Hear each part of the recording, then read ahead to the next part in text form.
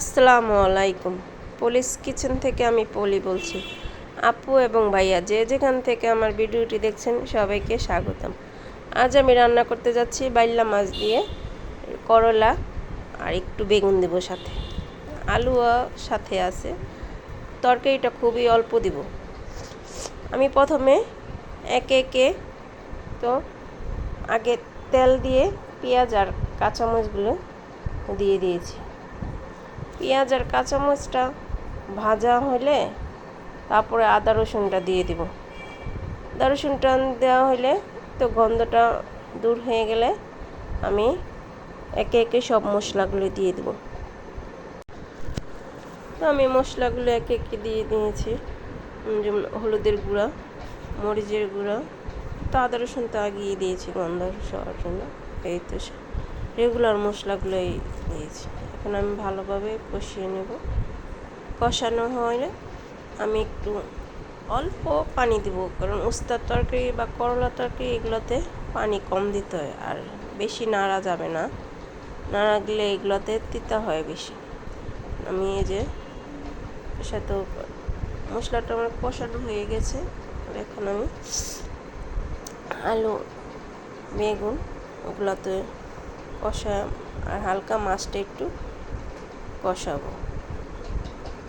কষানো মাছটা, এই বাইল্লা মাছটা বেশি নাড়া যায় না, এটা অনেক নরম মাছ, তাই হালকাভাবে কষিয়ে নেব।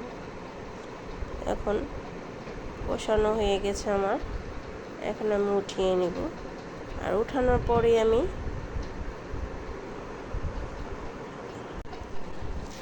আর বাইল্লা মাছ সবসময় অল্প নাড়া দিতে, উস্তাও বেশি লাড়লে দিতে, আর বাইল্লা মাছটা এমন মাছ যে নরম হয়ে যায় বেশি লাড়ালে। আমি কষানো হয়ে ঝোল দেবো হালকাভাবে, তাই মাছগুলো দিয়ে দিব, সাথে সাথে ঝোলের সাথে মাছগুলো আমি দিয়ে দিব।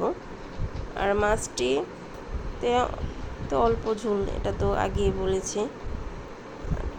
আর শেষে আমি ধনিয়া পাতা দিয়ে নামিয়ে ফেলবো। আর এইভাবে একবার বাইল্লা মাছ রান্না করে দেখতে পারেন। আমি এখানে করলা দিছি, অনেকে উস্তাও দেওয়া যায়, যে যেটা দেয়। আর এই মাছটার মধ্যে আলুটা বেশি ভালো লাগে, আলু পরিমাণ মতো, আর বেগুন অল্প, আর মাছ বেশি। আর মাছ বাইল্লা মাছের তরকারিটা বেশি, মাছ হইলে আর তরকারিটা অল্প, সবজি যে যেটাই বলুক অল্প দিলে ভাল লাগে। আর এই সিজনে ভাইল্লা মাছ খেতে অনেক মজা হয়। আর আমি যে এখন ঝোল দিয়ে দিয়েছি পরিমাণ মতো, মাছগুলো দিয়ে দেবো।